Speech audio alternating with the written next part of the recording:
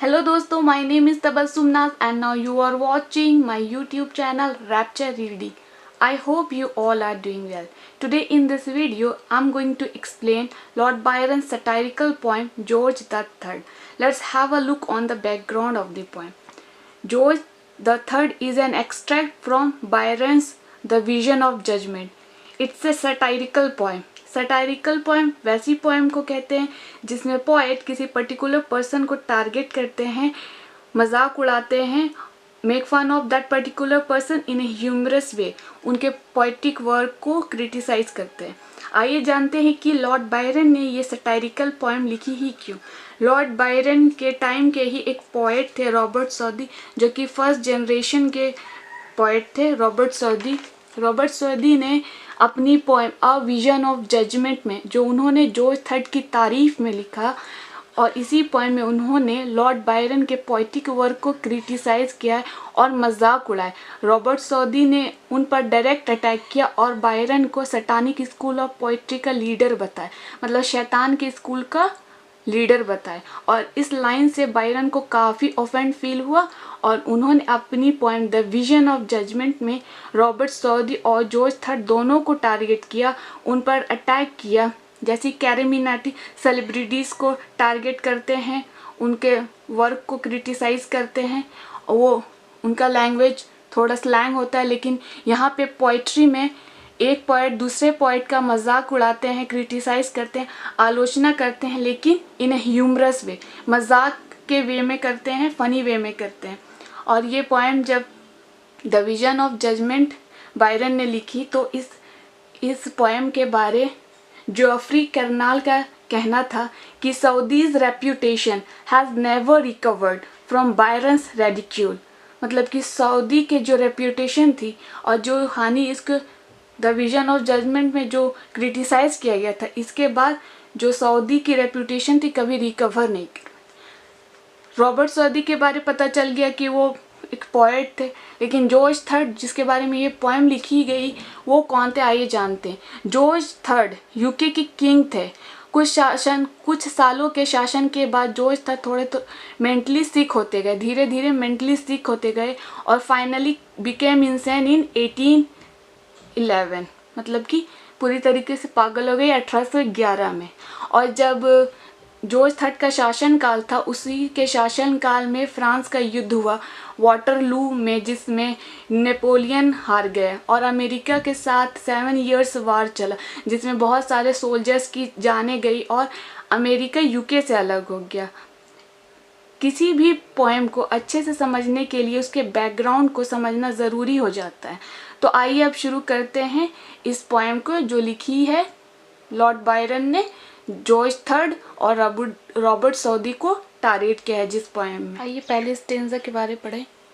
In the first year of freedom, second down, died George III, although not tyrant, one who shielded tyrants, still each sense withdrawn, left him nor mentor nor external son, a better farmer never brushed you from lawn, a worse king never left a real undone, he died but left his subject still behind, one half as mad and the other no less blind। इसमें जो एक speaker है वो George III के बारे कह रहे हैं कि जिस साल में, यानी 1820 के साल की बात हो रही है, जब जॉर्ज III की मृत्यु हो जाती है जिस साल में, उसी साल में in the first year of freedom second of, इसी साल में ग्रीक अपनी इंडिपेंडेंस के लिए स्ट्रगल शुरू कर देते हैं और लॉर्ड बायरन को ग्रीक के स्ट्रगल में काफ़ी इंटरेस्ट था और इसी साल में जॉर्ज III की मृत्यु हो जाती है। और इसमें बायरन कहते हैं कि although not tyrant, George III को कह रहे कि वो कोई बादशाह नहीं था, कोई टायरेंट नहीं था। वन हु शील्डेड टायरेंट, मतलब उन्होंने सिर्फ जो राजा थे, बड़े लोग थे, उनको प्रोटेक्शन दी।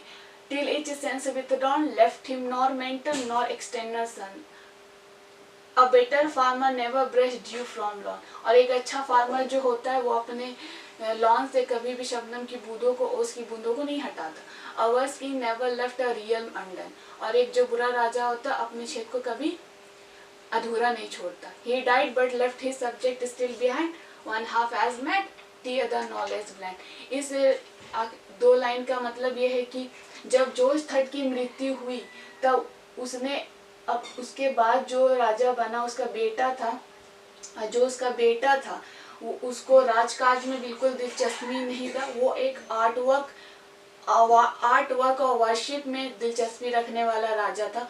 उसको मतलब कि शासन से करने से कोई मतलब खास मतलब नहीं था। वो वर्शिप में अपने आर्ट वर्क में बिजी रहता है। इसलिए कह रहे हैं कि he died but left his subject still behind, one half as blind the other less blind.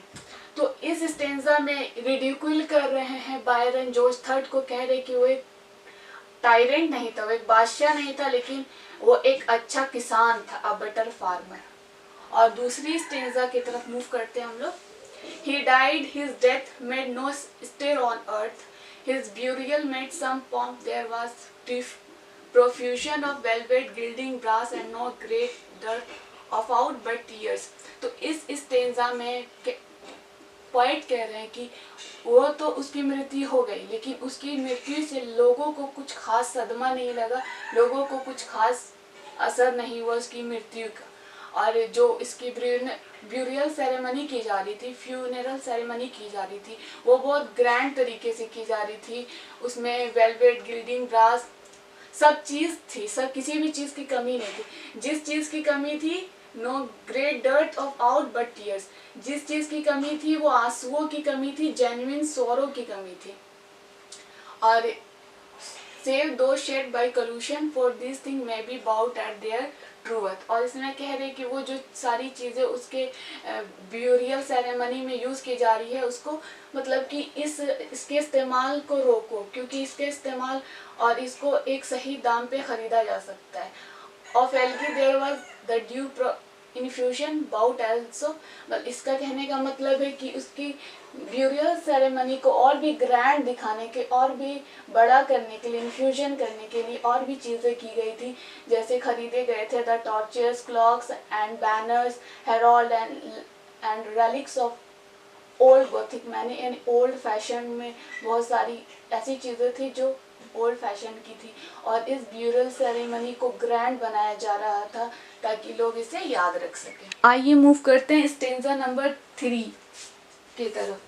From the spectacular melodrama of all the fools who flocked to swell or see the show, who cared about the corpse। तो इस stanza में poet कह रहे हैं कि जो funeral ceremony थी उसको मेलोड्रामा कह रहे हैं, और कह रहे जो भी इस फ्यूनरल सेरेमनी में जिन्होंने भाग लिया है बड़ी संख्या में, फ्लॉक टू स्वेल और सी द शो, वो सिर्फ आए शो को देखने के लिए।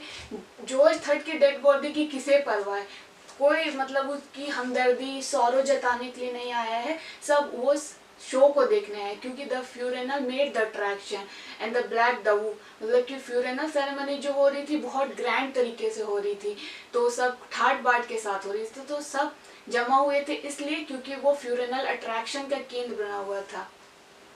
और जब and when the gorgeous coffin was laid low, और जब उसके कॉफिन को, ताबूत को लो डाउन किया जा रहा था, तो वो जो इंटरेस्टिंग लग रहा था वो धीरे धीरे उनका इंटरेस्ट कम होता गया। It seemed the mockery of hell to fold the rottenness of 80 years in gold. और ऐसा दिख रहा था कि rottenness of 80 years in gold, यानी जो 1800 का काल था, जो जॉर्ज थर्ड के शासन का काल था, वो बहुत ही बुरा शासन काल रहा और बहुत सारे बुरे काम किए। और बायरन उसको बुरा राजा कह रहे, और कह रहे उनकी बुराइयों को छिपाने के लिए उसको, उसकी ताबूत को, उसकी कॉफिन को गोल्ड में फोल्ड किया गया और ग्रैंड दिखा रहा है कि उसके, ताकि उसकी बुराइयों को छिपाया जा सके। The rottenness of 80 years in gold.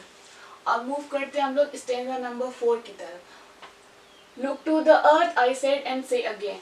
और इस स्टेंजा का मतलब है, आई जो है, आई रेफर करते हैं डेविल को, शैतान को। और जब जॉर्ज थर्ड की मृत्यु हो गई, अब उसको जब वो गया ऊपर, तो ऊपर में बहस छिड़ी हुई कि जॉर्ज थर्ड को जहन्नम में डाला जाए या जन्नत में डाला जाए, तो इसी पे बहस हो रही है। और डेविल, आई रेफर करता है डेविल को।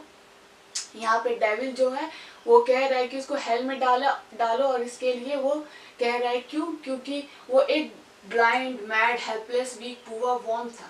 जो शुरू में तो लग रहा था कि ऐसा कि वो मतलब कि फर्स्ट ब्लूम है, शुरू में ऐसा लगा कि वो अच्छा राजा बनेगा और अच्छे काम करेगा, लेकिन एंड फ्लश टू रेन, लेकिन फ्लश टू रेन का टोटल यहाँ मतलब निकलेगा कि वो सत्ता के आगे अंधा हो गया, पावर के आगे।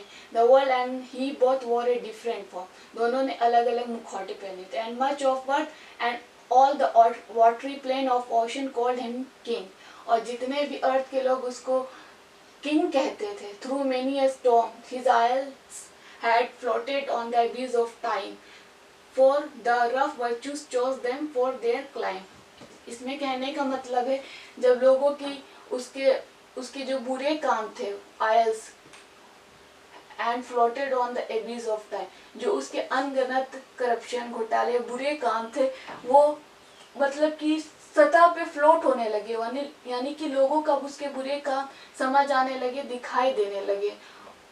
तो इस स्टेंजा का यही मतलब निकलता है। यहाँ डेविल उसको कह रहा है कि उसको हेल में डालो, क्योंकि वो ओल्ड, ब्लाइंड, मैड, हेल्पलेस था, बुरे काम किया, और उसके बुरे काम को जितना भी उसने छिपाने की कोशिश की, लेकिन आखिर में वो floated on the abyss of time. राजा बना सेप्टर यंग, सेप्टर मीन्स तलवार होता है, rod, sceptre young he leaves it, मतलब कि जब वो आया बहुत कुछ कर सकता था, एनर्जेटिक था, बहुत कुछ कर सकता था, लोगों की भलाई के काम कर सकता था, कल्याणकारी काम कर सकता था, लेकिन उन्होंने ऐसा कुछ नहीं किया और अपने तलवार को जंग लगने दी। Look to the state in which he found his here, और देखो उस क्षेत्र को जिसको इसने अधूरा छोड़ दिया, और इसकी हिस्ट्री को रिकॉर्ड किया जाए। How to a mind first he gave the hell, और वो उस लोगों को कंट्रोल दिया जो उसकी झूठी तारीफें, चापलूसी करते थे, वो उसको कंट्रोल दिया, ताकि how grow upon his heart a thirst for gold, और उसने ऐसा इसलिए क्योंकि वो थर्स्ट फॉर गोल्ड, उसको सोने की प्यास थी, उसको पैसे की प्यास थी। सो इसलिए उन्होंने उस लोगों को पावर दिया ताकि सोना ही सोना आए उसके पास। The beggar's vice which can but overwhelm the meanest heart and for this but glance thine eye along America and France. इसमें the beggar's vice which can but overwhelm, इसमें कहने का मतलब है कि जो बुरे काम हो रहे थे उसको रोका जा सकता था, उसके खिलाफ एक्शन लिया जा सकता था, लेकिन उसको होने दिया गया। उन सब कामों को लोगों के सामने जाहिर होने के बजाय उनको दबा दिया। और the meanest heart and the farthest rest but glance thine eye along America and France.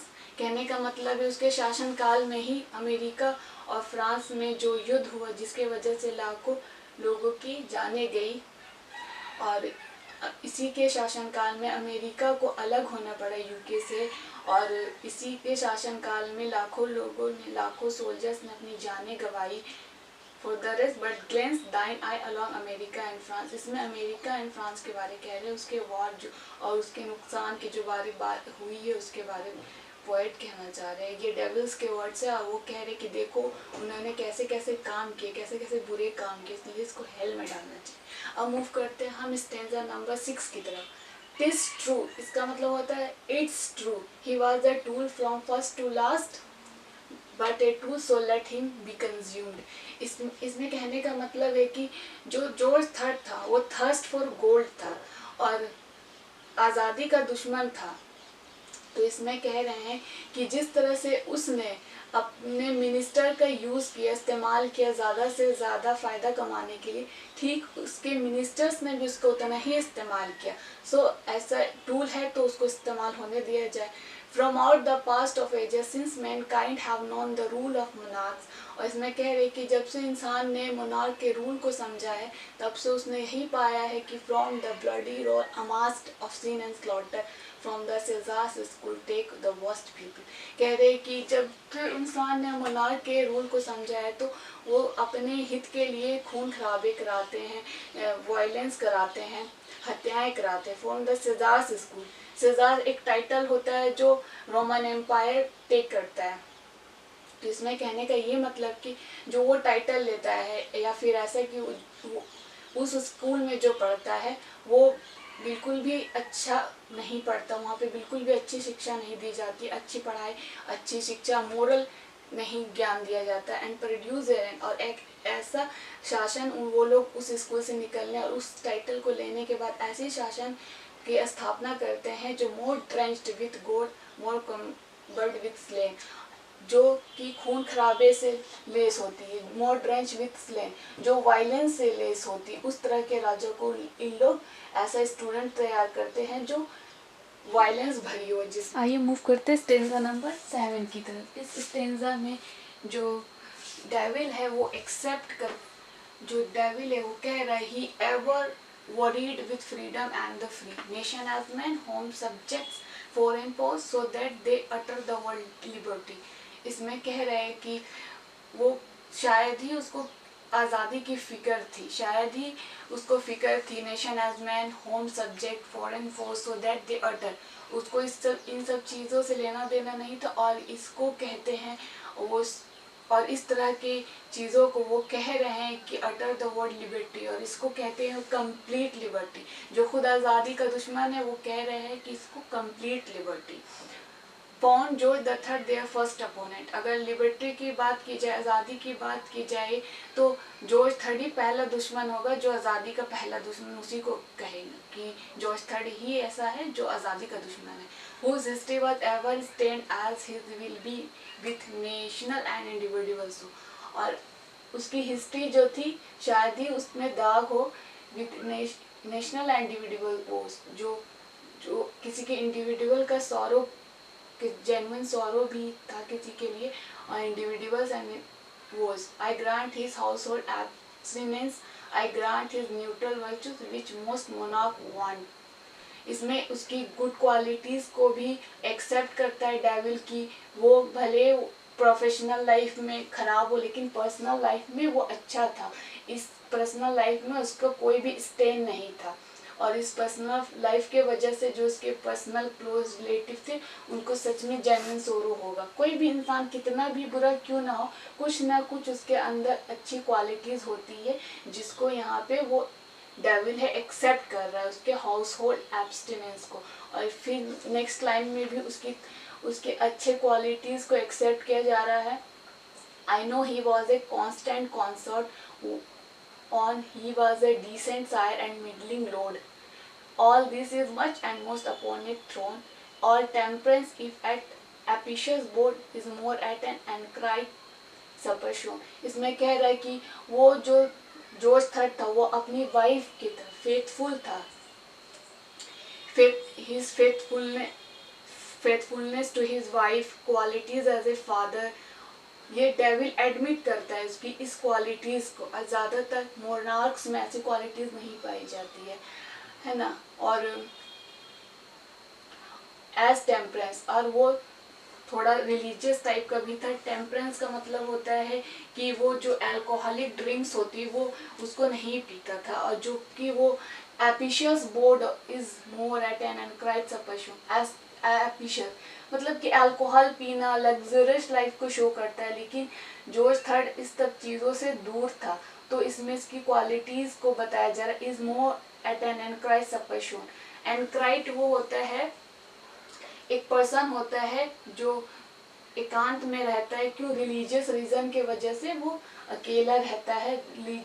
तो इसमें इस स्टेंजा में उसकी क्वालिटीज़ को भी बताया जा रहा है कि वो हाउस होल्ड एब्स्टिनेंस में अच्छा था, फेथफुल था अपनी वाइफ की तरफ। आइए आगे बढ़ते हैं लास्ट स्टेंजा की तरफ। Stanza number 9। I grant him all the kingdoms can accord and this was well for him। और इस स्टेंजा में पोएट कह रहे कि उसके जो अच्छे काम होते हैं, जो डेविल था उसके अच्छे कामों से सहमति जता रहा है कि वो अच्छे काम से उसके अग्री करता है। But not for those millions who found him what operation chose. और लेकिन उन सब लाखों लोगों के लिए नहीं जिसके ऊपर उसने दमन किया और ऑपरेशन का वो लोग शिकार हुए। और जॉर्ज थर्ड ने उनको तकलीफें ऑपरेशन किया, क्रुएलिटी दिखाई उन लोगों के साथ। The new world shook him off, जो न्यू वर्ल्ड था उसको हटा दिया जॉर्ज थर्ड को, न्यू वर्ल्ड ने उसको शूक कर दिया। The world yet groans beneath what he and his prefer if not completed he leaves heirs on many thrones. मतलब कि वो जो अपने काम को जो छोड़ गया था, और तो उसने अपने इन कामों को और भी दमन, जो ऑपरेशन था, क्रुएलिटी थी, उसको आगे का और चलाने के लिए उसने अपने बाद थ्रोन्स ऐसे राजाओं को उत्तराधिकारी घोषित किया जो wicked थे to all his vices without what we got compassion for him. His tame virtues, drones who sleep, or despots who have now forgot a lesson, who shall be retaught them, wake upon the thrones of earth, but let them quake. और इस last के stanza में जो attention है, जो focus है, वो dead British monarch यानी जॉर्ज थर्ड से शिफ्ट हो जाता है मोनार्क्स ऑफ यूरोप की तरफ जो सो रहे हैं, ड्रॉन स्लीप यानी बेखबर सोए हुए हैं, unmindful their country's plight, or despot who have refused to learn from the mistakes of the diseased monarch, और जो अपने कंट्री के लिए फिक्रमंद नहीं है और जो मोनार्क के मतलब जो जॉर्ज थर्ड की मृत्यु हो गई उससे कुछ सीखा नहीं है। तो ये हुआ हम लोग का आज का ये पोएम कंप्लीट। तो देखिए एक बात ज़रूर से कहना चाहूँगी कि कोई भी पोएट कितनी गहराई से जाकर के अब वो पोएम को लिख रहा है, उसकी फीलिंग्स, उसकी थॉट्स और उसकी इमोशंस उस गहराई तक पहुंच पाना किसी के लिए भी इम्पॉसिबल है। तो हम जो पोएट है, जो पोएट्री लिखते हैं, जो पोएट है, उसको उसकी पोएट्री को बस समझने की कोशिश कर सकते हैं हम, ठीक है। और ये आज का पोएम हम लोग का ये कंप्लीट हुआ, George the third. I tried my level best to explain it to you. I hope you like it. और इसी तरह की इंटरेस्टिंग वीडियोस के लिए मेरे चैनल को सब्सक्राइब कर लें और लाइक करें इस वीडियो को और अपने दोस्तों के साथ शेयर करें। फिर मिलते हैं नेक्स्ट वीडियो में। Thank you.